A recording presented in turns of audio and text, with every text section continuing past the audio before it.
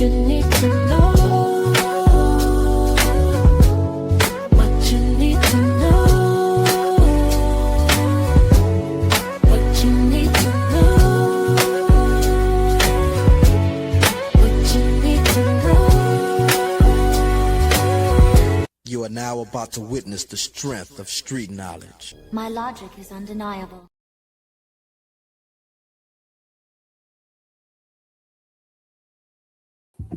Know It All Nation.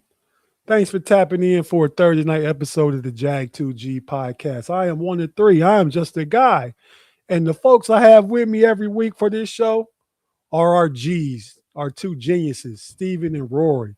Stephen, what's up with you, man? How you doing this week, bro? What's going on, Tate? I'm feeling good, man. Feeling good. Not feeling like a long week, you know. Weather's all over the place, but it's all good. I'm feeling great. Being in the new place is really settling in for me. I like having a lot more space. And I like having a nice routine of things to do every weekend. So, yeah, man. How about y'all? Okay, well, how about Rory? Rory, what's up, man?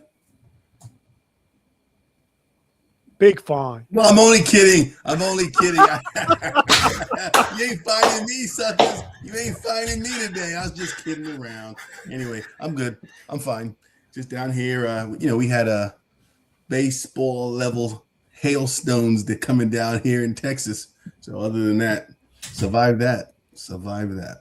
Yeah, man, it was a hailstorm last week in Cleveland. I know I got some family up there, and cousin of mine, man, like I don't know if it's baseball size, but her car was parked in their driveway, and the insurance had to total her car out because it was just that dinged up everywhere. Wow. Everywhere. She says she lives right down the road from this super car lot, right? Some like mile long car lot, cars everywhere. So dunk. Yeah, I can't imagine the kind of insurance money this is going to take to take care of all that. I mean, this is not what we're talking about. This just came up. But yeah, so crazy, like, right, man? Yeah. But man, so the NFL draft was last week, man. So what do you guys, or just a couple weeks ago, but we haven't been on here yet. What do you guys think about that? Well, Steve, I know you got to be happy with you guys' draft. Oh, yeah, the first pick alone. I'm extremely happy with the Cowboys draft. I think the first pick, I was sitting there. I mean, I was with the know-it-alls, and I was telling Maud to cope. I was saying Maud was coping because we weren't going to get nobody we wanted. And, you know, thankfully Downs fell down, and we didn't have to give up much to trade with Miami to get to him. I think they fleeced us. They probably called us and said so-and-so trying to trade for him. But I think 2 5th rounds to go up one spot to get him is not bad. I was happy with Malachi Lawrence. I think that's a good pick. I think, you know, he's a guy who could end up being like a tank style type of guy, just come off the edge with a lot of speed. And I was happy with the tackle pick. I think the Cowboys have done a really good job drafting tackles over the last like 7 or 8 years, just based on the guys that we have started and guys we've been able to flip for picks and stuff like that. So I'm happy. As a fan, I'm happy. We were trash on defense last year, and we came out of the draft with, I think, at least 3 guys that are going to make an immediate impact. We could have really stopped at Caleb Downs. But Rory, what's up with you, man, and your Rams, man? F those picks. I know that's the mantra down there, man. How you feel about drafting quarterback types? I mean, and even to pick someone who doesn't even have the pedigree in regards to even game time, I was confused by that. But I mean, they're like, hey, he played for Alabama, they're good. And I get that mindset, but I mean, even had Nussmeier wasn't there. Wasn't Nussmeier? He was still on the boards at that point. I think Nussmeier got drafted by Nussmeier got drafted in like the 7th round by the Chiefs. So that's yeah, what he I'm was saying. there. Like he was still there, and I'm like if you wanted the quarterback, that's someone you could build with, but not someone who doesn't. I was confused by it, but we at least got one lineman for Matt Stafford. We got one, and that was about it. It was not a happy, but hey, they're smarter minds than me. Les and Sean, of course, being a Miami University alum. I have to believe in him. I gotta believe in him. Believe in him. Sean didn't seem too happy about the pick, though. That's what people say. Just keeping it real. Sean McVay didn't seem real happy about the pick initially. That's the thing about him and Les Snead. They have like I don't want to say contentious, because contentious is really negative. They have a working relationship where they both speak their mind, and Les Snead is the boss of the personnel. He does what he wants to do. But I think don't mean don't talk to Sean McVay, they don't communicate. But I'm okay with the pick because they do what they do, right? I mean, Ty Simpson has all the traits. He was the second best quarterback in the draft. Matt Stafford is not long for the league, whether it's a year or two. Future Hall of Famer, though. Year to sit behind him to learn Sean McVay's offense and all those things like that. And I think the Rams actually made a good pick for themselves. Now, what I had to use the pick they traded to get the cornerback, what's his name? McDuffie, 29. That they traded to the could have got Ty Simpson at 29. Yeah. And worked that another way, but that had already happened. So they really wanted him, and they took him up there at their first pick, which I believe was like 13. 13, man. I can. We haven't seen a 13 pick, and that's what they go and get. I'm like, I agree with Tate though. I think it's a good pick. McVay is a great coach, and we have Stetson Bennett. Stetson Bennett, I think, is as good as Simpson. But I think the ceiling on Simpson's a lot higher, and I think if you give him a couple years to learn behind Stafford and grow under McVay, McVay can make it work with any quarterback. I mean, he's better with a great quarterback, but he's had success with some very mid-level guys. So, I think it's a great situation for Ty Simpson. I know for Rams fans, it probably doesn't feel that great to come out of the draft not with a lot of guys that are going to play immediately. But I agree with Tate. I think it's a great pick, man. Yeah, only because he wants to suck. Okay. You're not going to suck. He's not going to play next year. Y'all are going to be as good as you were last year. He's not going to play next year. He wants us to have the Dallas Cowboy legacy. The rich always trying to get richer, Kevin. This is true. But hey, man, enough of the football. We're here to talk about what we're here to talk about. But first, I will go to our weekly. We got to do this on this show every week. Our weekly disclaimer. And I'll just go ahead and read that real quick. The views and opinions expressed during this show are those of the speakers or hosts and do not necessarily represent the views of the know-it-alls. Any opinions expressed are solely their own and do not express the views or opinions, again, of the know-it-alls team. All information is for informational purposes only, and we're free to express our own opinions as long as it's within the YouTube guidelines. So we know there are some certain names we won't say on here. I'm not saying them. Steven might. We won't talk about C. Webb. Who's the other guy we're not supposed to talk about? Nobody. We're not talking about C. Webb, and you're not supposed to talk about Jamarcus Russell. Yeah, don't talk about Jamarcus Russell. Okay, yeah, we refrain from talking about those guys. Everybody else. Once again, you said their names again for some strange reason. I don't know why. Get their names out of your mouth. We're only saying good things. C. Webb had a great tenure with the Wizards. He was very beloved as a Wizard. And he was a local guy. But we didn't even say his name. What good thing would you say about the other guy? You said the other guy's name. I said the first name. I didn't say the last name. I just said, hey man, Jamarcus Russell was the first overall pick of the draft. How many people can say that about their themselves or their career? Not very many. There you go. Agree. First overall pick. So what we're here to talk about, if you're wondering about my background, Stephen thought I was here representing Kanye West when we were backstage, but because Kanye West is the Louis Vuitton Don.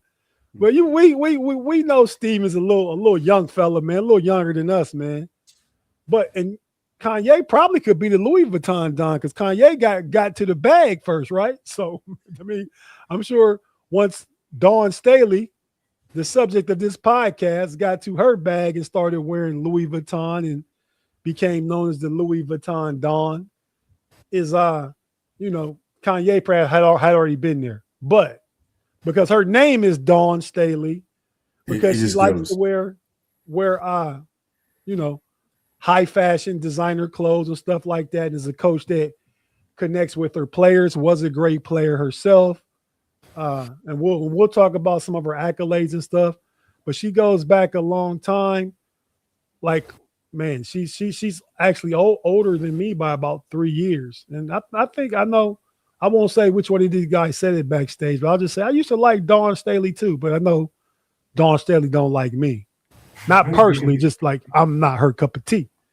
But this is from the early 90s, the mid 90s, maybe.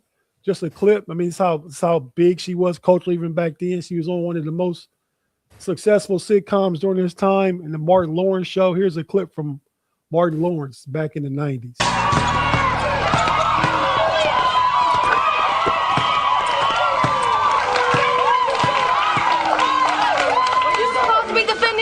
Or was that the famous Matador defense?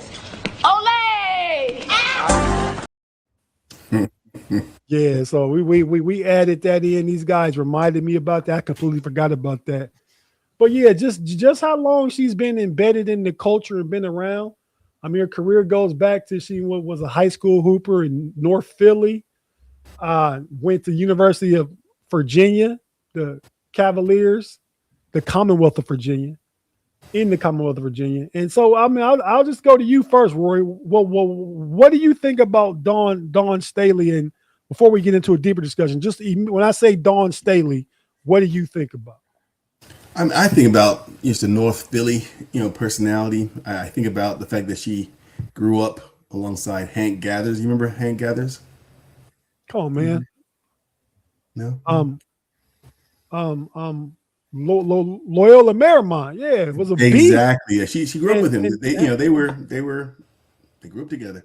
Yeah, Hank Gathers tragically died on the basketball court during the game. Exactly. Yeah. Yep. I mean, that Dawn Staley has just been part of the norms since the day I kind of walked into this country. I've seen Dawn Staley on TV and just it was Dawn, and I think the whole idea that because of the tri-state area, I was just exposed to Dawn quite a bit. I mean, so yeah, being growing up in Newark, New Jersey, that is really close to Philly, and okay, So what was Hank Gathers over there around there too? He's from Philly too. He was exactly from Philly. He's from North Philly. They were both from the same exact neighborhood. I mean, so when I came into this country, it was all about like when. We had news, New York ball, Brooklyn, that kind of stuff. But, North Philly was also just part of the information we got. And, Dawn Staley, Hank Gathers were part of that. So, yeah, right. I've always known Dawn. Like since I've been in this, that Dawn's just been part of the norms. Right. Stephen, your thoughts being a bit younger than us. I mean, because she was probably just getting ready to make her hay when you got here, right? So I think so. Yeah, I think for me, by the time that she got on my radar, she was a big star. She was she was like an ambassador for the WNBA. I remember her being in the same conversation as people like Cheryl Swoops and stuff like that. She was one of the people trying to make the WNBA big. It's one of the reasons why I remember her from that episode of Martin. That's probably one of my earliest memories of her is her beating up on Martin. And then it's funny because like now I think of her and you just kind of think dominant college coach. That's like, you just think she's a top college coach. You almost don't even remember that she was a really great player herself. Like it's, her coaching is it's eclipsed everything else. She's now known for drawing in the best talent and having sustained success. And it's you almost like you said, you forget she was on Martin because she was a great player. But yeah, I think now she's kind of like, and hopefully current events aside, she'll just be an ambassador for women's NCAA basketball as it gets bigger. You know what I mean? Because I feel like it's gonna blow up as the WNBA gets bigger. NCAA basketball for women is gonna get bigger as well. The money is gonna get huge. The NIL money will get bigger. So she'll be around to help, be an ambassador for that. So I get it, and I agree. I'll just read from my notes just a write up about her overall as it stands right now. Dawn Staley is a legendary figure in basketball, widely recognized as a Hall of Fame head coach who built the South Carolina Gamecocks into a national powerhouse with 3 NCAA championships, 2017, 2022, 2024, an undefeated season, 38-0 season in 23-24. A former standout player. This is the part you say some people like from your generation don't know. Former standout player, 3-time Olympic gold medalist. She is the only person to win the Naismith Award as both a player and a coach. So I think that's big. She's been in South Carolina since 2008, 18 years, 3 national championships. She's that program's all-time winningest coach. She's head coach of the U.S. women's basketball team, led them to a gold medal. So she's becoming the first in USA basketball history to win it in USA basketball history. So this is men and women to win Olympic gold as both a player and a coach. 2-time National Player of the Year in Virginia at Virginia in 91-92. She went on to a successful WNBA career, including 5 All-Star selections. So think about when the WNBA got started. We talked about this a few weeks ago when we talked about that show where the women got their new deal, right? And they're starting to get paid money. We talked about the growth of women's sports and specifically the WNBA about that show. But so she came out of college in 92, and the WNBA didn't start till 97. Mm-hmm. She missed her best first prime years, right? She missed that. She played overseas though, right? They did play overseas, but that doesn't count in the WNBA. Yeah, that's true. Yeah. I mean, we're talking about some of the women's all-time greats. A lot of those players didn't get to play in the women's professional league in the United States like the WNBA.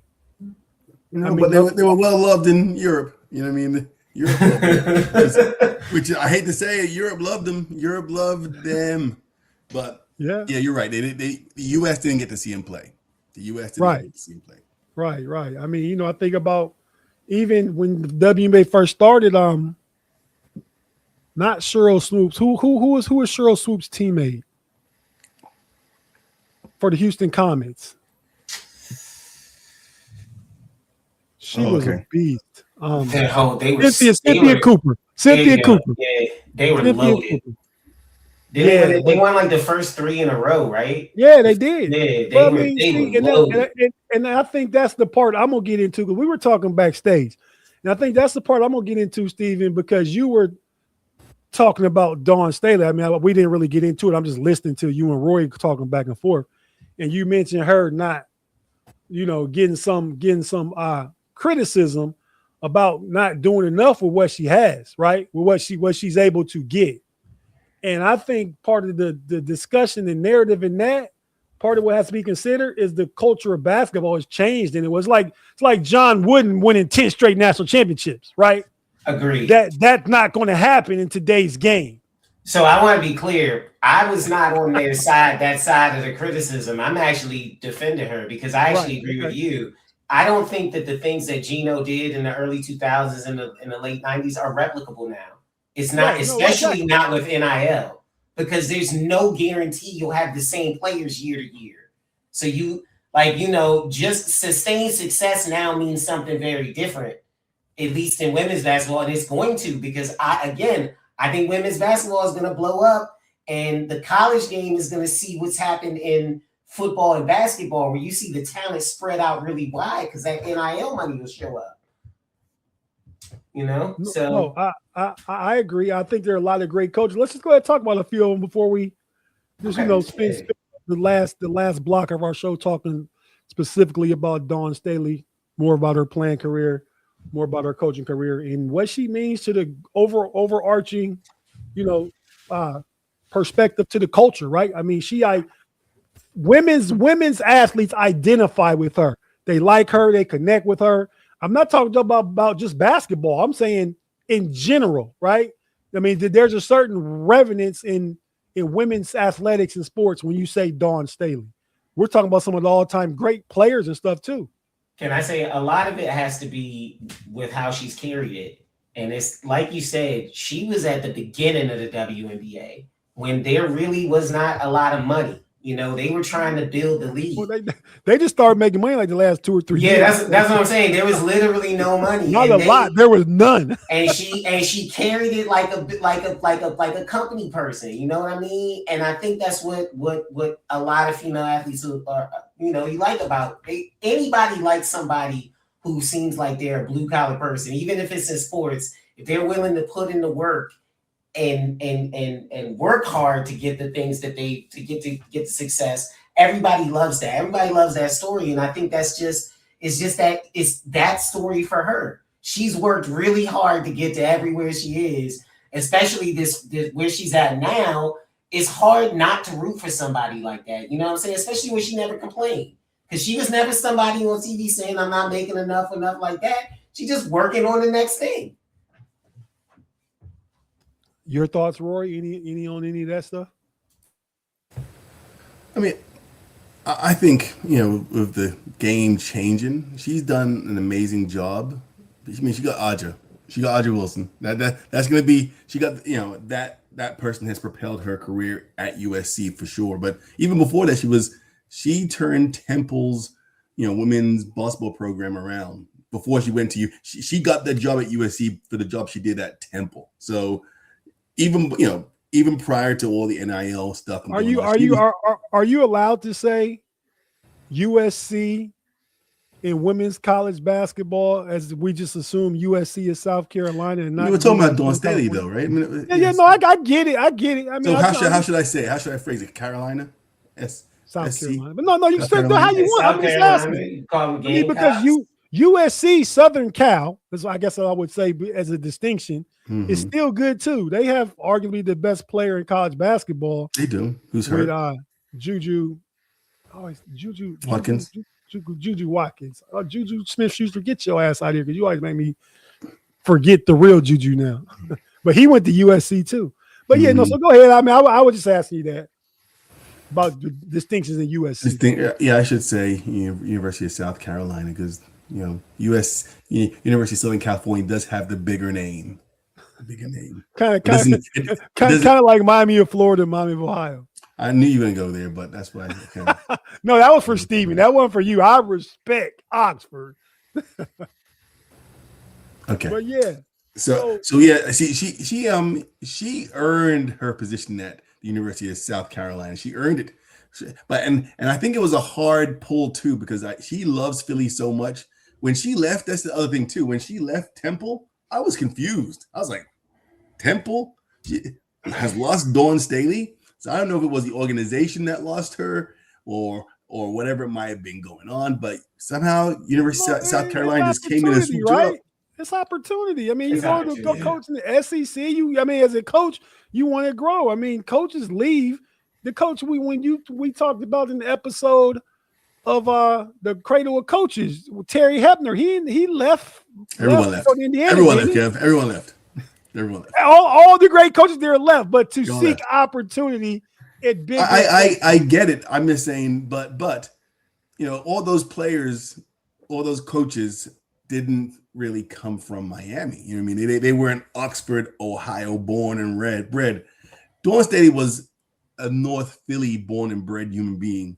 She loves North Philly.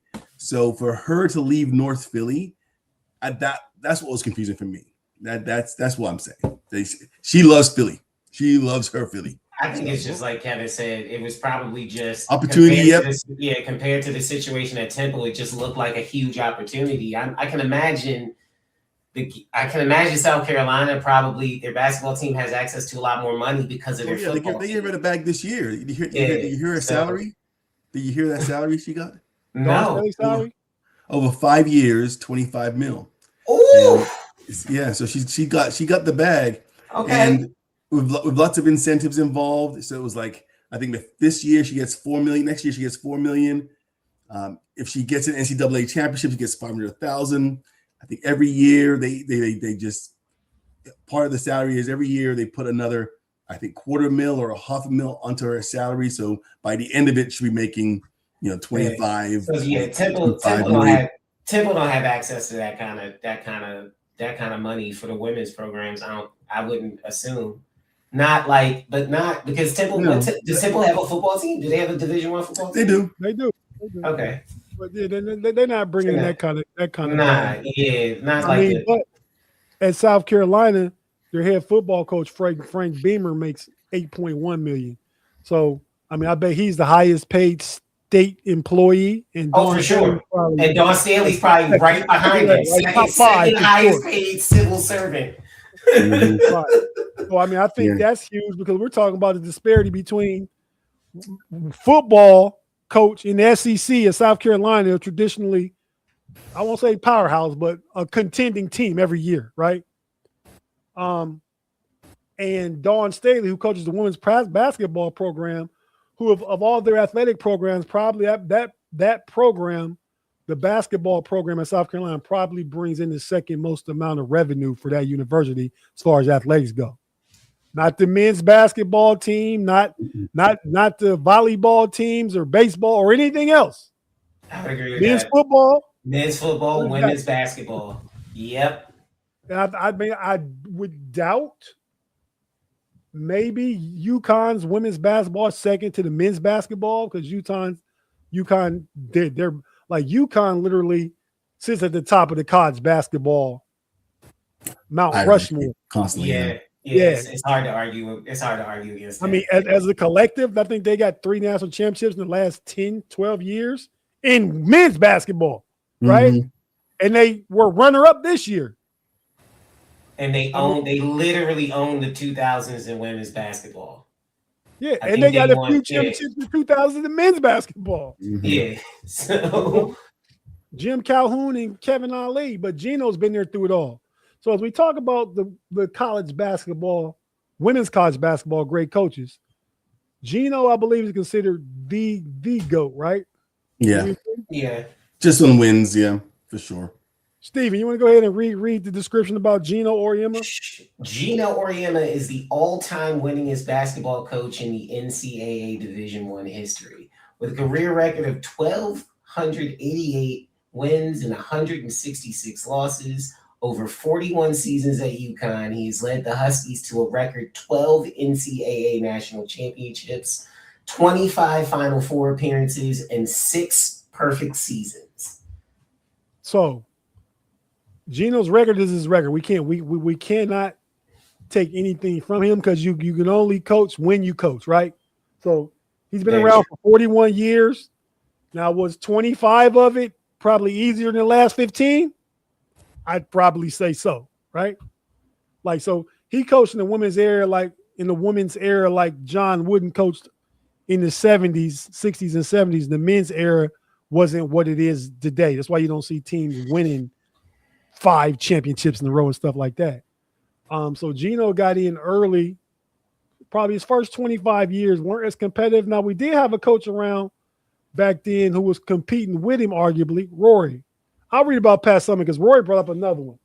Pat Summitt finished with her legendary 38-year coaching career at the University of Tennessee with a 1,098, 208 losses overall record. She retired in 2012, and she retired because of health concerns and stuff as the winningest coach in NCAA Division I history. So she was ahead of Gino. Yeah. Ahead of Gino. But I think Gino got started after her, though, right? Because she retired in 2012, had 38 years. That would put her back at like 86? No, 76. Yeah. Yeah, so she had been coaching longer than Gino at that time. But at one time, she was the winningest coach in women's Division I basketball history, men or women. She was ahead of everybody. She won 8 NCAA championships in her career. How many did we say Gino won? 12. 12. Okay. So yeah, so Pat Summitt could have if she would have if she got rest in peace, Pat Summitt. But yeah, he was loved too. That woman was loved. Her players loved her. Like, I mean, even now they are in utter. Even the players who had to play against her loved.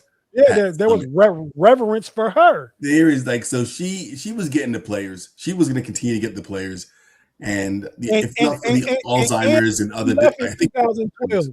She left in 2012. She had a brain tumor, didn't she? Was it a brain tumor? What'd you say? I don't know. I thought she. What I it think was. she. I knew I thought something with the she brain. did. I knew something It with was the brain. some. She had some kind of thing with her brain. But Yeah. if she, you're right though. If health issues didn't slow her down, she would have been like Gino. She'd still be coaching. No, not like Gino. She would you She'd be ahead of you him. take Yeah. some of them checks off Gino's Yeah, box. yeah. Mm-hmm. And I agree with For Rory. sure.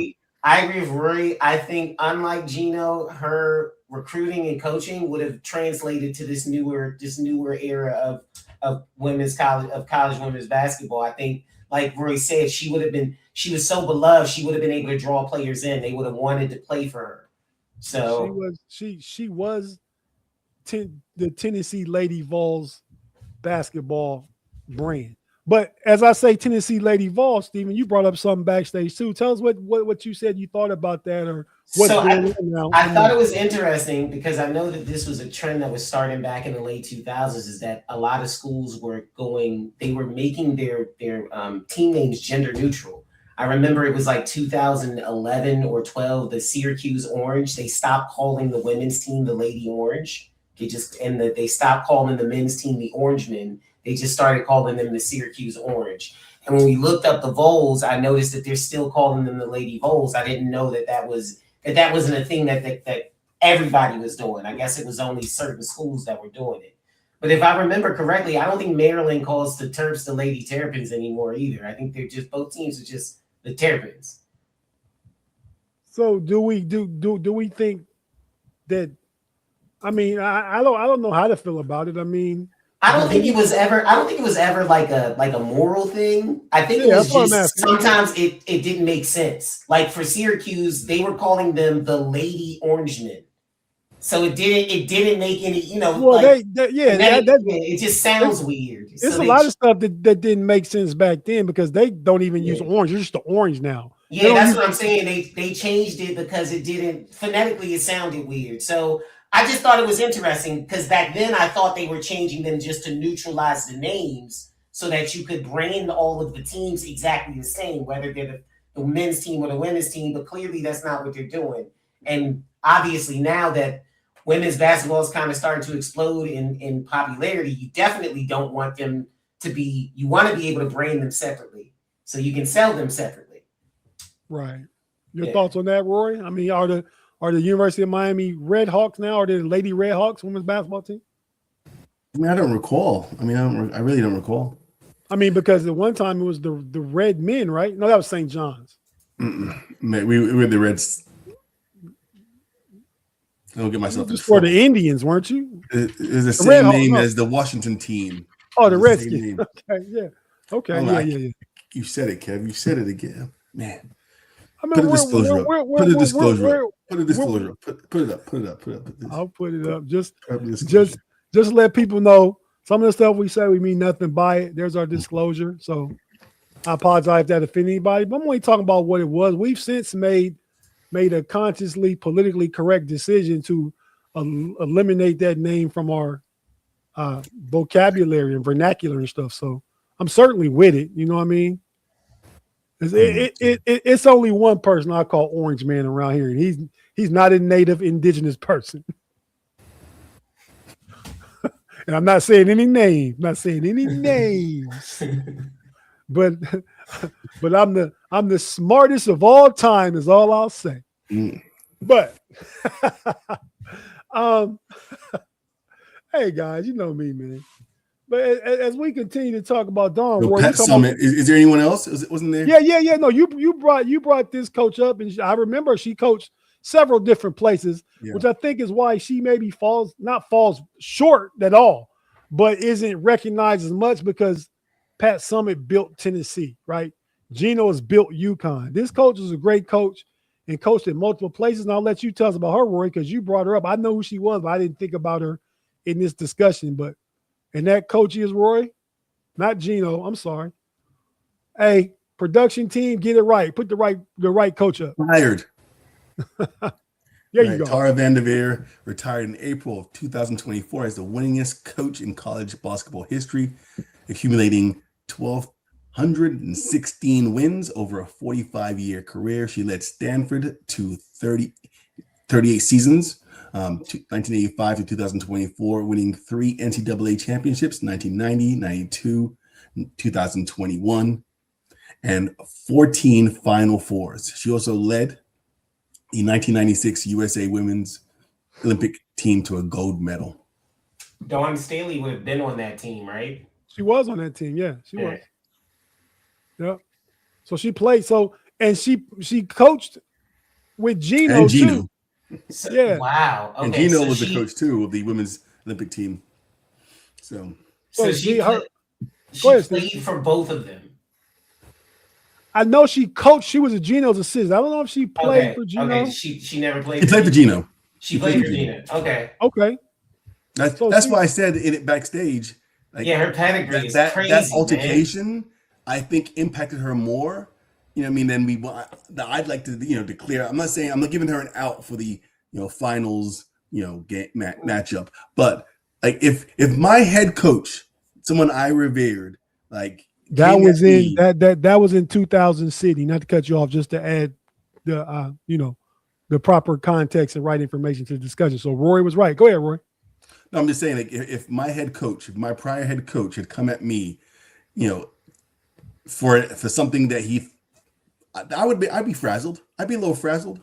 I still don't understand what he was upset about, to be honest. He believed that. Give context to the audience what we're talking about. Context to the audience. Go ahead now. Say what so we were talking about the Gino and Dawn Staley incident at the end of the semifinal matchup between UConn and University of South Carolina. The Final Four this past year's Final Four. Last month's Final Four. Okay. Yeah. So at the end of the game, Gino, basically criticized Dawn's coaching style, saying that they were making the team play rough or something. Somehow one of the players at UConn, her shirt was torn, but when you look at the tape, she tore her shirt. She tore her own shirt. And then somehow Dawn Staley's, players got accused of tearing that shirt. So I think he saw the tape later on and realized that he was being a big old, and then he apologized. But I just feel as though that incident where Dawn was like, I want to kick his, No, what she said was, "I'll whoop Gino ass." That's what she said. See, I thought we couldn't say that on the no, it's more like you can't F bombs all the time and stuff like that. You okay. just say, "I'll whoop your ass." Yeah, but that's what she said. That's what she said over and over again. I mean, I've had this incident because I didn't see it when it was on there. I didn't see the game. I've had the incident recounted to me, and I still don't understand the reason why he was upset enough to talk stuff about somebody who you're supposed to be cool with and I think most people would say y'all are in the same company in terms of like echelon of coaches that y'all in the same company. Like, why are you that mad? You're not Bill Belichick. Well, that's not he just believed that she sent her plays out to play rough and they got away with it because the referees weren't calling it. It's almost like when I complain about the Rams having to play against the Patriots and how they stole one from us. You know what I mean? That one year where, they stole a ring right out of our finger and gave it to Tom Brady. But the referees let them get away with extra holding. And in that game, I think Gino was complaining about the physicality of the game. This is what I think it was. And I think you're touching on some of it. And at the beginning of the game, Dawn Staley goes out. She goes down to the UConn bench, greets all the coaches and stuff. Gino did too. Before the game, I guess it's customary, my air quotes for those listening, that the coaches meet at the scorer's table at half court like 3 or 4 minutes before tip-off for another handshake. Dawn Staley didn't do that. Not that, maybe she was getting her team ready to play physical, getting them pumped up, all that stuff like that. So they showed Gino out there waiting for a couple of minutes. She never comes out. So he took that as a slight, and maybe it wouldn't have been the same type of taking it as a slight as if his 57 game win streak wasn't just getting obliterated. They were losing. Gino ain't lost in 2 years. You know what I mean? So I think it's an element of sore loser in there. Part of that, definitely. Part of that sore loser. And at the end of the game, I mean, and the apology. I think it was a a weak apology when you apologize to the game, right? The Lady Huskies, the Lady Gamecocks, the women's teams, and not apologize specifically to Dawn Staley, who you were going at. And I think an element of that also is, and because this is one of them shows we talk about sports, but just not about the scores and the games. I think it's also an element of the white male power structure. How dare this woman not come shake my hand? How dare she in my thing? How dare she has her team playing rough and scrappy? And he was going at her.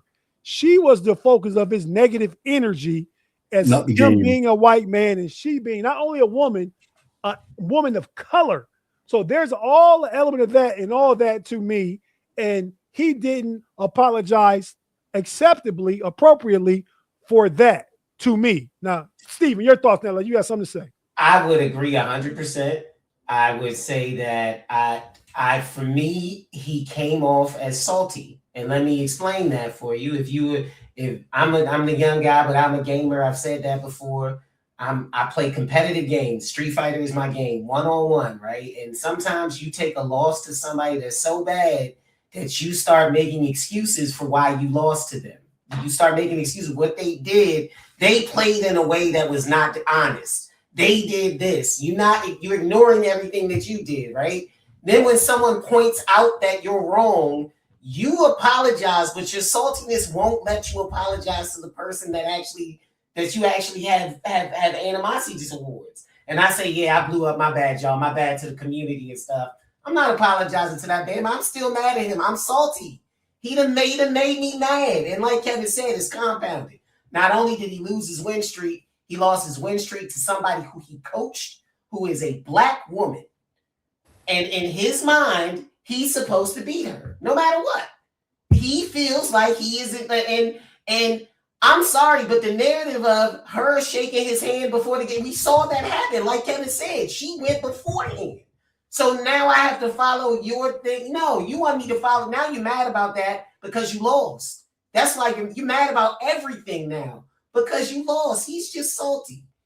And I think it's sad because you don't see that. You didn't see that out of Pat Summitt. You didn't see like a lot of that saltiness. It kind of compounds what Kevin says about white men. And I'm sorry, y'all, but it's the truth. That entitlement makes them feel like they can act that way. Those are my thoughts and that's me. I'm not. You might want to put that disclosure up, Kev. There you go. Yes, thank you so much. Thank you so much. Remember that, guys. The views and opinions expressed just now are mine, but I'm standing on it. Fair enough. Rory, any thoughts on that, or you just leave that alone? I'm gonna leave certain things alone.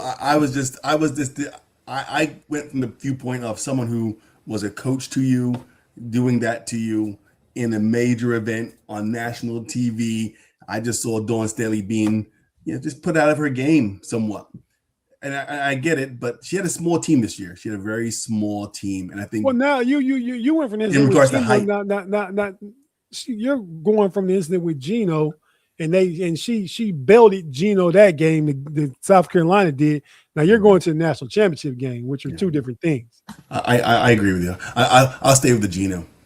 I was sad because they did ultimately end up losing the national championship, and they got their ass whooped by UCLA, who had like two 7-footers. They weren't literally 7-footers, but if you're women's game, to the men's game, they're 2 7-footers, right? They did have 1 7. That one girl 7 feet tall, right? No, she like 6 7. Okay. But you'll see a lot more of her because she got drafted by the Mystics. Yes, sir. Washington basketball making a change, ladies and gentlemen. Y'all get ready. Men and women, men and women's. We're gonna be competitive now. Okay, I like it. So briefly, let's just finish up with Dawn, right? So we talked extensively about her coaching career. And I think her coaching career for 18 seasons in the current competitive climate of women's, not just basketball, but athletics in general, I think she's doing, at the very least, equal of a job as they were doing 30 years ago, right? I would agree with that. In this climate and culture and competitive culture, she's doing equal to. Everybody has NIL money. You're a big program. You got brand recognition. That's why we have LSU's been good for a while at basketball, right? Stanford, now UCLA is on their thing. UConn is always good. South Carolina's been good since Dawn Staley's been there. Notre Dame is good. I mean, you got several good women's basketball teams that get good players. So it's not like 25, 30 years ago, we knew it was going to be probably UConn or Tennessee. They get every single, they get every blue chip. Or Notre Dame. Notre Dame was in that mix too. Notre Dame was in that mix 30 years ago. They were good, but they weren't. No, they weren't winning. I mean, they weren't winning though. Only UConn was winning for me. Yeah, we could say UConn and Tennessee. They were the one of them was going to win the championship. 25, 30 years ago, you say who's that? Vandermeer had Stanford. Look what she won. Well, she won 2 in 90 and 92, then in 21. Yeah, the Gumake sisters. Those women like this. Yeah, Cheney. Yeah. I like Shanae. I do like her. I like her.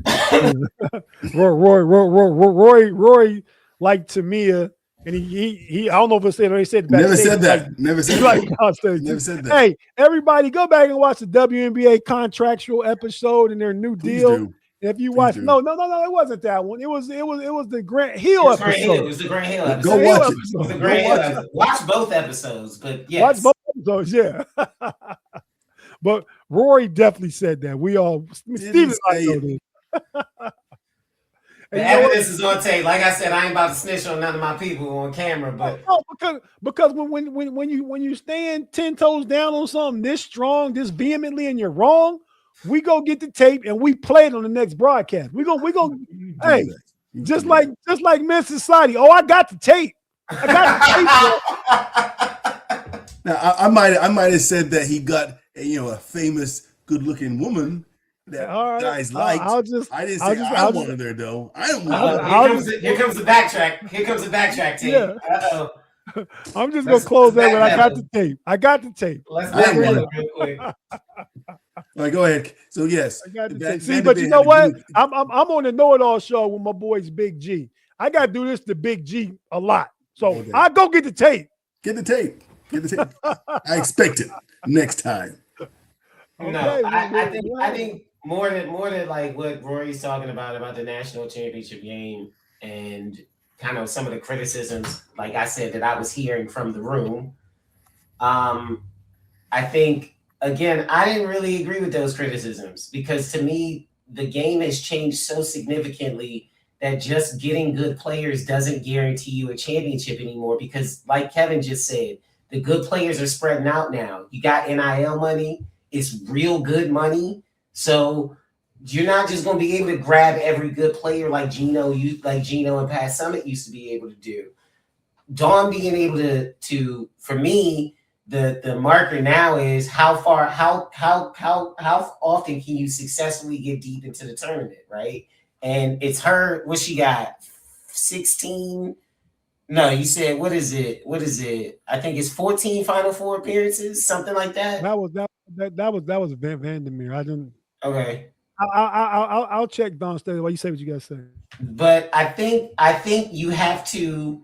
To me, this is not moving the goalposts. This is just adjusting your expectations of what it means to be a dominant college coach now, because you're just not gonna see people win back to back anymore.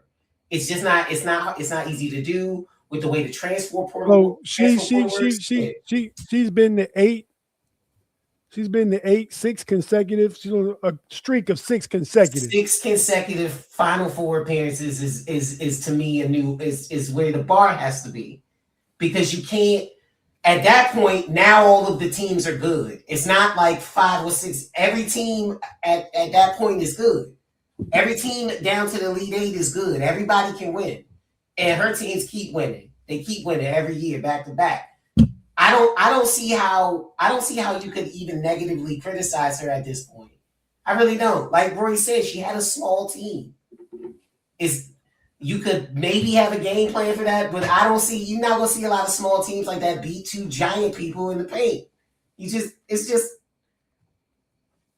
Flag on the play, Rory. Flag on the play this And time. she stands on business. And she stands on business. And she's, I was about to say, she 10 toes down. She ready to fight She Gino. benched players this year. They went out. So I thought, what, did they go on a cruise or something? And they was supposed to be at practice. They all called in sick. Like, oh, coach, I'm sick. I'm sick, coach. And she was like, what? And then she found out through their Insta or whatever it was, and they were on a cruise. And she benched him, so she's like, you're benched. So Gino's been the 16 Final Fours, twice as many since Dawn Staley's been coaching at South Carolina. But Gino was riding the wave of the brand he had built from the early 90s to that point. So kind of a head start. Dawn came to South Carolina in 08. And since then, Gino's been 18, Dawn's been 8. But she had to build her thing up. And now she's off and running with 6 straight. Right. Yeah. And you don't know, I mean, how old is Dawn? She's 55. Okay. That's really young for a college basketball coach. You know what I mean? Like, if she decides to, and I mean, I like Rory, I mean, backed up by the contract she just got, she could probably coach there for another 10 to 15 years, 20 if she wants to, if she keeps, you know. Gino's 72. So if Dawn coached for another 17 years, she would have 35. I know she's done, but she would have 35 years in coaching in South Carolina. And Gino has been at UConn already for 41. I doubt she stays that long too. No, but just because she done put in work doing other stuff too. At some point, she's gonna want to stop working. I'm saying that Gino would be done if she stays. Oh yeah, that part. Oh yeah, right. All his records are cooked. He's done. She's already at 683. You know what I mean? In a fraction of that time. So she Dawn State. I think that's what Gino is more upset about. I mean, his era is over. His era is ended. I would know. Let's not go that far. Let's not go that far. I'm just saying. I'm just saying. Gino is, like if the protege, because she was on his staff too at one point, and here he at Olympic level, I think. I mean, she did coach for the Olympics too. She played for him and coached. And so he's like just seeing this come up. You know what I mean? Instead of like saying this is amazing, let me, because if you had the reverence for a person, you wouldn't be doing that at half court. You know what I mean? In a basketball semifinals. And I just feel as though he feels threatened by her. He feels 100% threatened by her. And and it's sad that he does. It's sad, but and put the disclosure up, Kev. If you put the disclosure up, I think he feels threatened by her. I mean, look at her accolades. Is it sad or is it problematically potentially expected based off some of the stuff Steven and our views expressed when you consider that part of it? I think I don't think you would have went at Pat Summit like that. Do you guys feel like it's similar to what we saw happen with Saban towards the end of his coaching career, where he started kind of acting like a crabby bitch because the rules were changing? You know what I mean? And I mean, I'm sorry, no disrespect to Nick Saban, but that's kind of what you were doing, man. You sounded like an old, angry man for the last couple of years of your career. And that's kind of what this, that's a good comment. That's a good comment. Rory, what you're describing is Gino right now. Yeah, he's still having success, but he's looking at, in Dawn, he's seeing what success looks like moving forward. What it looks like to churn, how you have to churn your team, how you have to treat your players and stuff like that. And maybe he really does see the door closing. You know what I'm saying? Maybe he understands, maybe this is not the era for me to coach it anymore. I need to start packing it up. I don't know. I'm not. Hey, Steven. Yeah. I don't get this to everybody. The fact, Jack. I appreciate that. And I'm going to give you one more. My logic is undeniable. Oh. Yeah, man. Good point. Points. Thank you. I'm going to stop right there while I'm ahead. I was just going to mention, so we talk about her basketball. She was recently named for 2025. I believe it's retrospective and not current. So 2025, one of Time Magazine's 100 most influential people. We see that on our graphic here. That was one of the recent covers of Time magazine. The Louis Vuitton Dawn. She transcends and helps. She's an influencer. She's a great basketball coach, a former great basketball player, and an influencer. And we talk about it in the perspective, Dawn Staley is considered a major fashion icon in sports, widely recognized for high-end, tailored, and brand-heavy sideline style. She regularly incorporates luxury designer pieces from brands like Gucci, Louis Vuitton, Balenciaga, and Givenchy into her game day outfits. So, I mean, she's hip, she's cool, she's younger than Gino, and I think you're onto something, Stephen. This is why all those things, and Rory used the word threatening. All those things are that to the old guard, the new guard, the new players, the new women's athletic. We'll just give it the overarching women's athletics identifies with it now, right? I mean, there might be a certain amount of, our chick, what's her name? Rosie the Riveter. Rosie the Riveter involved in this, where women's power, women have been now. You got certain people, administrations, and people that run the military and stuff that be damn that too. You know what I mean? It's happening right now. We see women, and even the current cartel, administration, is getting rid of women from their jobs and stuff like that. Men are at an all-time epic fail rate too in administration, but we've seen 3 cabinet officials be let go, and they've all been women. That is not a surprise, right? From other, well, we alluded to earlier, Stephen, from other the power perceived establishment of the white male hierarchy in the United States. So, disclosure agreement up. I said that. That's my view. So, yeah, man. So, so things are changing. And, some people will try and pull it back, but change is inevitable in all things, right? Change is inevitable in all things. So, as we wrap up about Dawn Staley, I think it's been a great discussion, guys. I think we gave her flowers for what she's done on the court, what she's done as a coach, as a player on the court, as a coach on the court, and just in culture and what she means to the women's movement in general, right? So final thoughts from you, Rory, on what we've been talking about. My final thoughts are, does Dawn Staley deserve a spot on the women's NCAA Mount Rushmore? Well, to me, it's kind of like the Hall of Fame in basketball. It's not like the NBA Hall of Fame. It's a Naismith. I'm talking overall, because she's not just a coach, but also a player. Right? No, that's what I'm saying. So her contribution, her contribution as a whole, does she get on absolutely Mount Rushmore? Over Gino, because she's over Gino. Over Gino, over Pat Summitt, because she's not only a highly decorated, successful coach. She got them credentials on her resume as a player. If we're talking about, if we're like women's basketball, just Mount Rushmore, yeah, she's up there. Pat Summitt's up there. I don't know that Gino's on that for contributions just to women's basketball. Is that what we talking about? He's the all-time winningest coach. He's the all-time winningest coach, but has he contributed to women's basketball like Dawn Staley and Cheryl Swoops and Pat Summitt?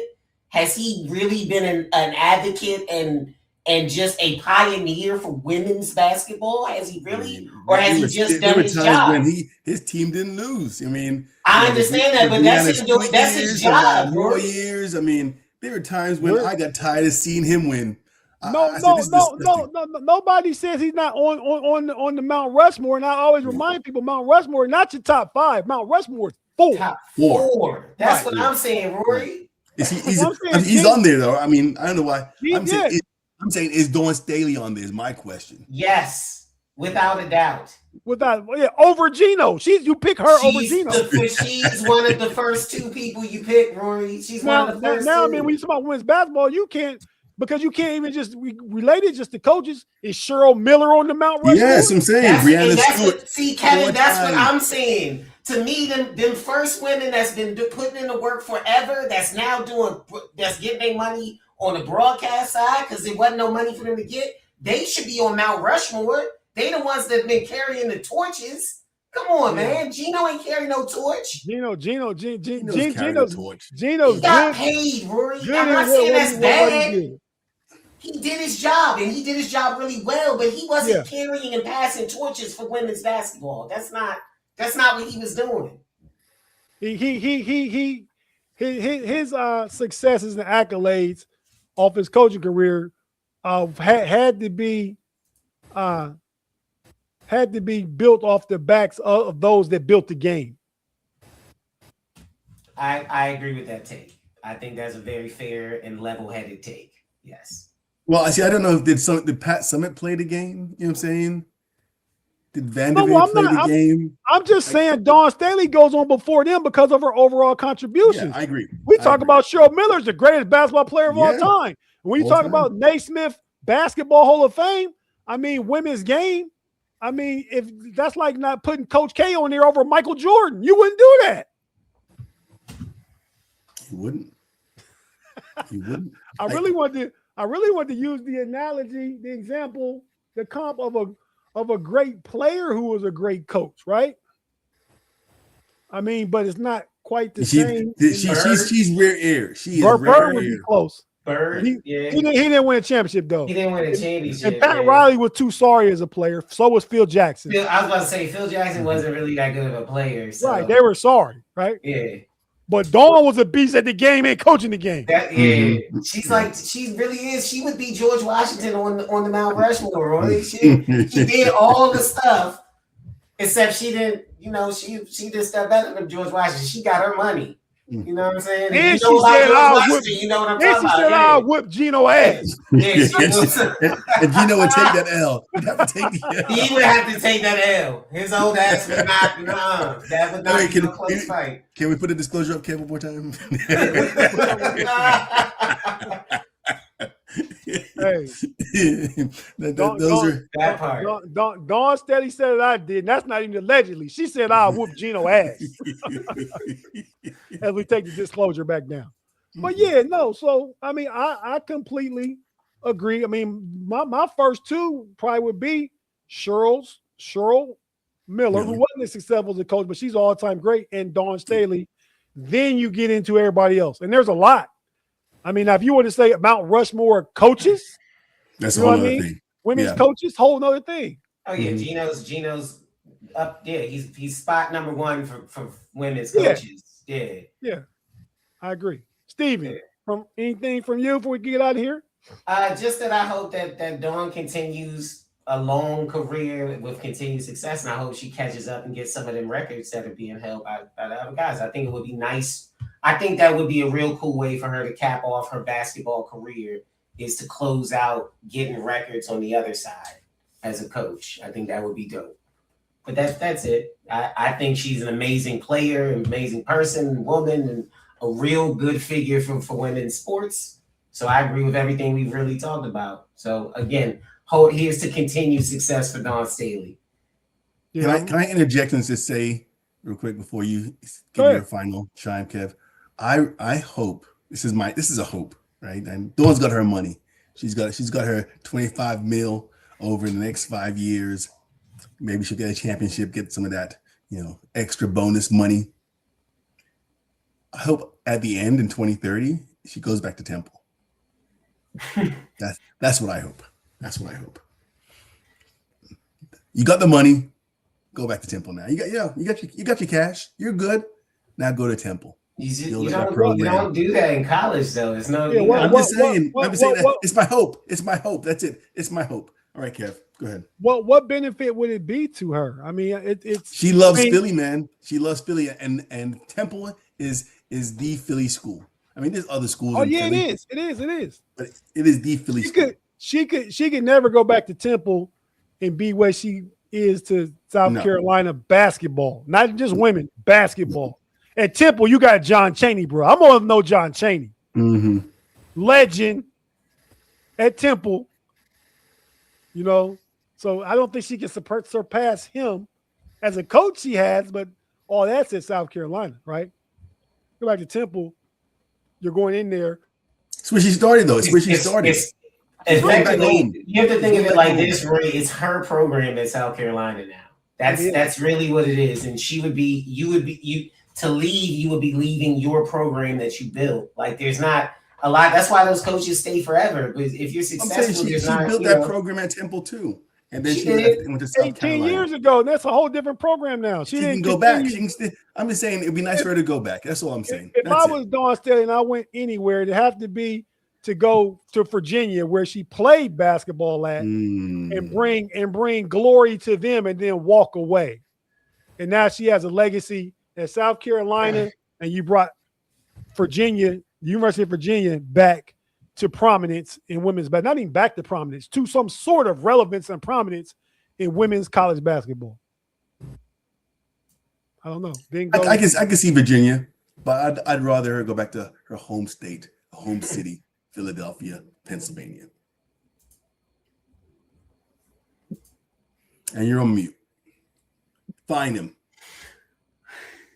So I was actually talking to my phone. Where are you? Because I wanted to find out, because I think her next job after South Carolina is go be the GM and coach for the Cleveland Rockers, the new WNBA team coming through Cleveland. Build that thing up, championship legacy, much like Pat Riley, front office person and coach. And hey, let's do it in WNBA now. They getting money up there, so take your.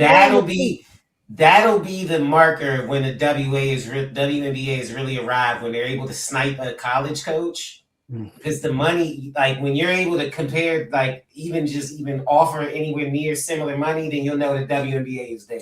If they can get Dawn to lead the NCAA, yeah, for sure. Agreed. But fellas, with that being said, I don't have much more. I root for Dawn. I'm a fan of Dawn. I used to like Dawn back in probably like 1990 when she was playing for Virginia, and I'm still in high school. I didn't know then, and she wasn't thinking nothing about your boy, but she wasn't. Not then, not now, not ever. She had that cut, shave, and yeah. You know the whole salt. From Salt and Pepper kind of Salt thing, and Pepper hair, she had that. That's who I thought she looked. Well, Martin, that's who I thought she looked like. I thought she looked like Salt and Pepper. And like Kevin, I didn't know that she didn't like no boys. I didn't know that. I was like, that's gonna be my girlfriend. She didn't tell anyone. That's gonna be I was like, she gonna be my girlfriend. Yep. Yeah. Hey, Dawn, I used to like you. Nobody on the show, just me. And then I learned you didn't want me. You wouldn't want me. You didn't know me. But if you had known me, you might have liked me. But anyway, with that being said, guys, it's been a great discussion, man. I enjoyed it immensely. Even all our takes, and Stephen was on the marker quite a bit. And I know, because he's a smart dude, I know Rory know what we talking about. Rory just don't care to walk out onto the plank, right? And then when they go on the pirate ship where gotta walk the plank sometimes, Rory. Rory has no interest in walking that plank. He's a company guy. Put the disclosure up. I'm not going into that. You know what I mean? I think about I look at the big picture. I'm not here in the moment with these dudes just saying what's in their mind right away. Yeah, so I get it, Rory. With that being said, because backstage he's saying some stuff he would never say on here. He didn't say nothing backstage, nothing. Okay. And I think he thinks just because he won't say it on here, but that thing with Tamia, I got the tape. And with that being said, pull it, please. We will bring it back in one of the coming episodes. Stay tuned. With that being said, though, great show. Thanks, guys. We'll see you guys next time. See everybody next time. We out. What you need to know.